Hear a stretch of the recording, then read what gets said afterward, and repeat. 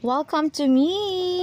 At flex ko nga ni po pala itong puno ng kamyas dito sa aking kapitbahay. Nakakapanghinayang dahil hinahayaan lang na malaglag siya sa lupa. So, dahil marami siyang bunga, ay nag-harvest ako kanina. Hindi ko na na-video kasi late ko na na-realize na gusto ko pala siyang i-content.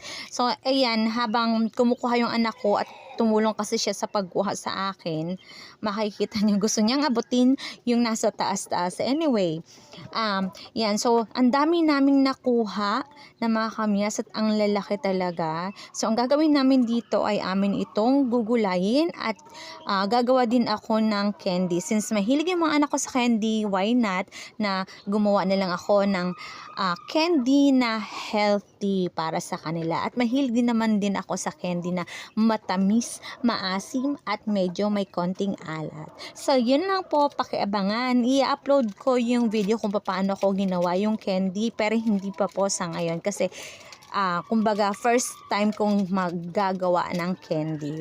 When it comes sa gulay naman po, yun ay matagal nang ginagawa ng aking asawa doon sa Bicol. Ginugulay daw po talaga nila ang kamyas o kalamyas. At yun lang po, maraming salamat. God bless us all. Please follow po pala ang aking page, K-An42. God bless you.